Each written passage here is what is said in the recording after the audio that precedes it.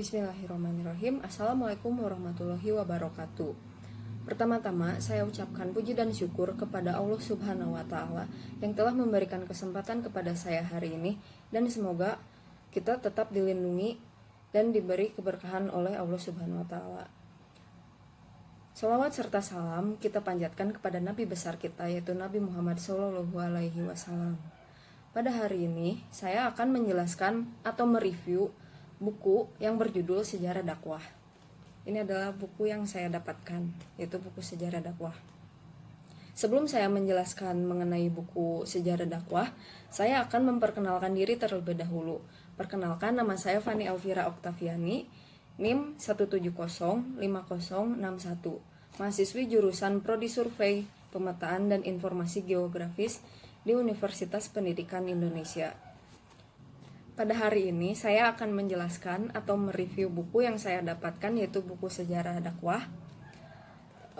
Dan video ini dibuat untuk memenuhi salah satu tugas akhir semester saya, yaitu mata kuliah Seminar Pendidikan Agama Islam yang diampu oleh Bapak Dr. Cucu Surahman, STHI, MAG, MA. Sekarang untuk identitas buku ini, yaitu dengan judulnya Sejarah Dakwah yang ditulis oleh Haji Syamsuddin RS. Terus ada nomor ISBN-nya. Untuk nomor ISBN-nya yaitu 978-602-7973-30-5. Dengan penerbitnya yaitu Simbiosa Rekatama Media.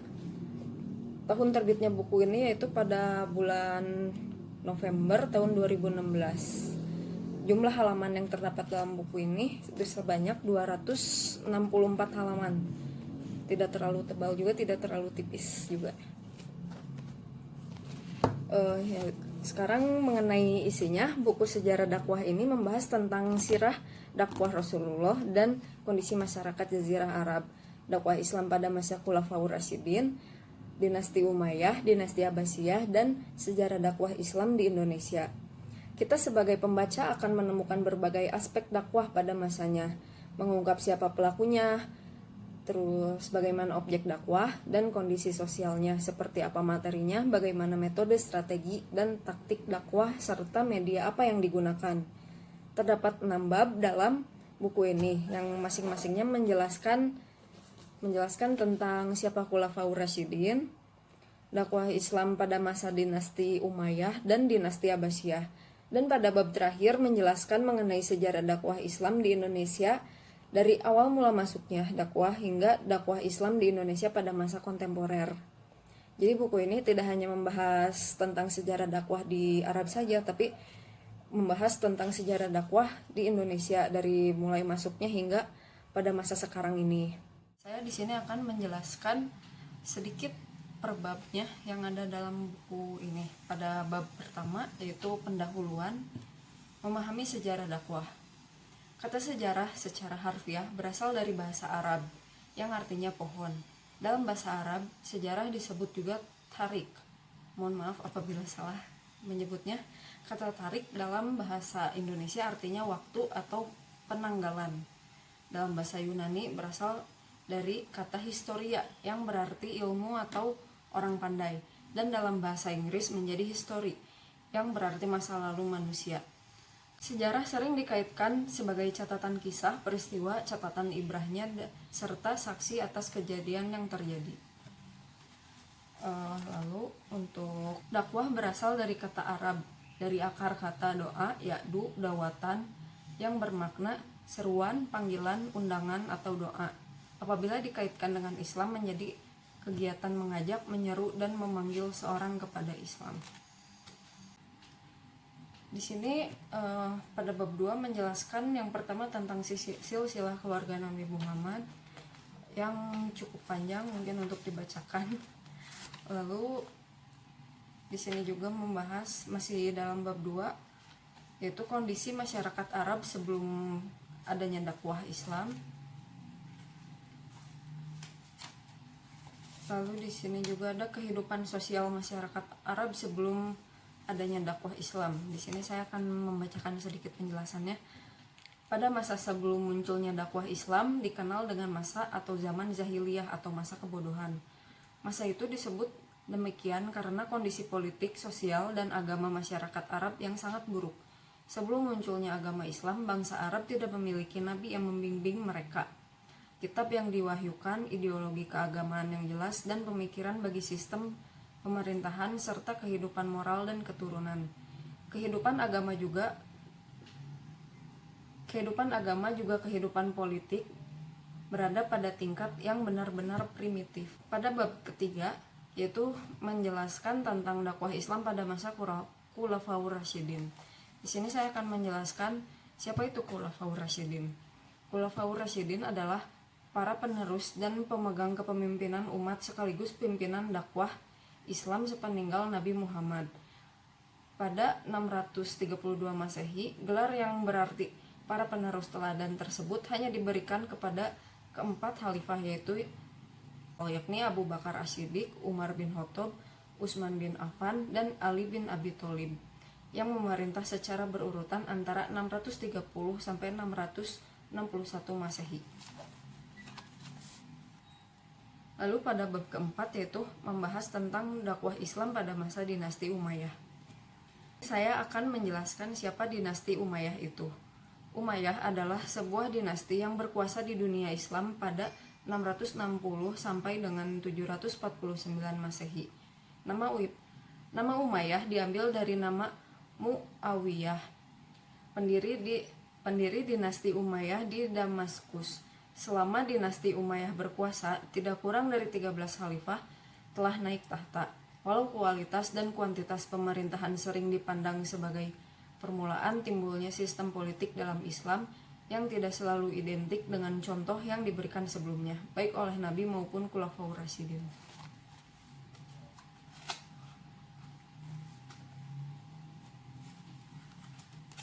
Yang selanjutnya pada bab 5, yaitu membahas tentang dakwah Islam pada masa dinasti Abbasiyah. Abbasiyah adalah nama dinasti kekhalifahan yang memerintah dari 749 hingga 1258 Masehi. Abbasiyah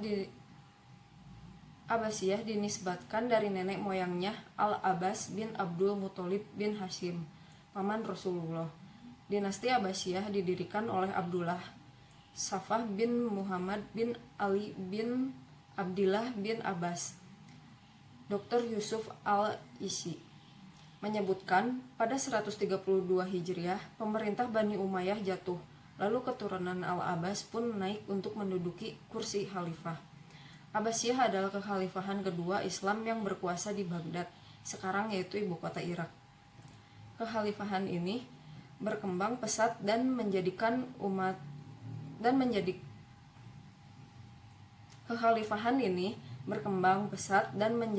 dunia Islam sebagai pusat pengetahuan dengan menerjemahkan serta melanjutkan tradisi keilmuan Yunani dan Persia.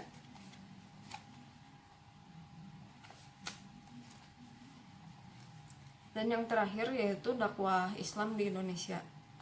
Pada masa awal dakwah, saya akan sedikit menjelaskan mengenai masa awal dakwah Islam di Indonesia. Sejak zaman dahulu, penduduk Indonesia dikenal sebagai pelaut ulung yang sanggup mengarungi lautan luas. Diprediksikan sejumlah ahli bahwa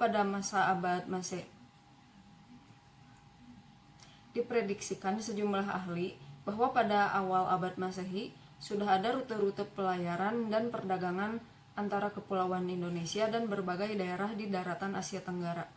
Wilayah Barat Nusantara dan sekitar Malaka misalnya, sejak masa kuno merupakan wilayah yang menjadi titik perhatian, terutama karena hasil bumi yang dijual di sana sangat menarik bagi para pedagang dan menjadi daerah lintasan penting antara Cina dan India. Sementara itu, pala dan cengkeh yang berasal dari Maluku dipasarkan di Jawa dan Sumatera untuk kemudian dijual kepada para pedagang di mancanegara.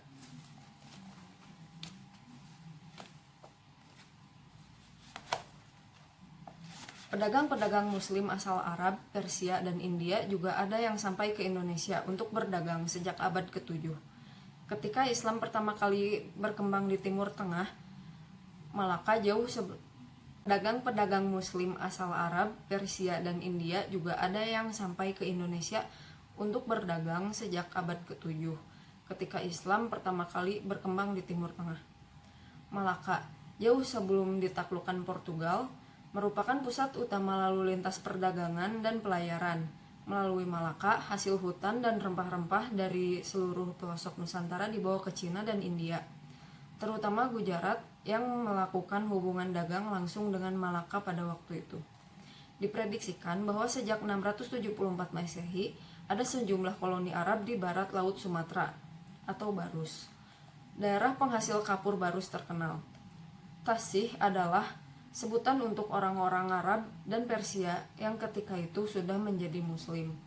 Perkembangan pelayaran dan perdagangan yang bersifat internasional antara negeri-negeri di Asia bagian barat dan timur boleh jadi disebabkan oleh kejadian kerajaan perdagangan yang bersifat internasional antara negeri-negeri di Asia bagian barat dan timur boleh jadi disebabkan oleh kegiatan kerajaan Islam di bawah Bani Umayyah di bagian barat dan kerajaan Cina zaman dinasti Tang di Asia Timur serta kerajaan Sriwijaya di Asia Tenggara. Walaupun demikian, menurut Taufik Abdullah, sebelum ada bukti bahwa pribumi Indonesia yang daerahnya disinggahi oleh para pedagang Muslim itu beragama Islam. Para pedagang Arab tersebut hanya berdiam untuk menunggu musim yang baik bagi pelayaran. Bukti historis tentang masuknya Islam ke Indonesia pada abad ke-7 antara lain adanya makam Syekh Mukhaidin yang bertuliskan 670 Masehi di Baros Tapanuli. Seperti ungkapan J.C. van Leur dalam Indonesian Trade and Society menyatakan bahwa 674 Masehi di pantai barat Sumatera telah terdapat perkampungan Islam. Pada tahun yang sama, di Pulau Jawa terdapat sebuah kerajaan Islam yang diperintah oleh Ratu Sima. Berdasarkan bukti-bukti historis tersebut, Islam telah menyebar di Indonesia khususnya di Jawa dan Sumatera sejak abad ke-7 Masehi atau 200 tahun sebelum didirikannya Candi Borobudur. Untuk media dakwah Islam di Indonesia, beberapa media atau saluran telah digunakan para dai dalam proses Islamisasi di Indonesia. Pertama, perdagangan. Kesibukan lalu lintas perdagangan pada abad ke-7 hingga ke-16 membuat pedagang-pedagang Muslim baik dari Arab, Persia maupun India turut ambil bagian dalam perdagangan di negeri-negeri bagian barat, tenggara, dan timur benua Asia. Perdagangan sangat efektif dijadikan media karena semua strata sosial terlibat langsung. Para raja dan bangsawan turut serta dalam kegiatan ini. Bahkan tidak sedikit dari para bangsawan dan raja menjadi pemilik kapal dan pemilik saham. Selanjutnya yaitu dakwah Islam di Indonesia pada masa kontemporer. Yang dimaksud masa kontemporer dalam tulisan ini adalah masa dalam kurun waktu 10 tahun terakhir. Oleh karenanya, pada masa berbagai hal yang berkaitan dengan perjuangan dakwah Islam, baik potensi-potensi yang mendukung maupun potensi-potensi yang kemudian menjadi problem dari proses transformasi nilai dan perilaku keislaman di Indonesia pada kurun waktu 1990 sampai dengan tahun 2000. Mengapa menjadi pokok bahasan? Pada kurun waktu tersebut, menurut pengamatan, terjadi berbagai perubahan signifikan dalam rute perjalanan dakwah Islam. Misalnya, jika melihat perkembangan situasi politik dalam negeri, menurut perspektif dakwah Islam, setidaknya ada 2 periode yang secara signifikan memberikan pengaruh yang berbeda, yakni pra dan pasca tahun 1990-an. Yang pertama adalah periode beku yang ditandai dengan ketegangan hubungan antara umat Islam dan pemerintah. Sedangkan yang kedua adalah pencairan dari yang pertama, yakni ketika pemerintah berubah haluan dalam menatap umat Islam dalam setting pembangunan nasional. Sekian review dari saya mengenai buku sejarah dakwah yang ditulis oleh Haji Syamsuddin RS. Semoga bermanfaat untuk kalian semua yang ingin mempelajari tentang sejarah dakwah. Mohon maaf bila ada salah-salah kata atau salah penyebutan. Wassalamualaikum warahmatullahi wabarakatuh.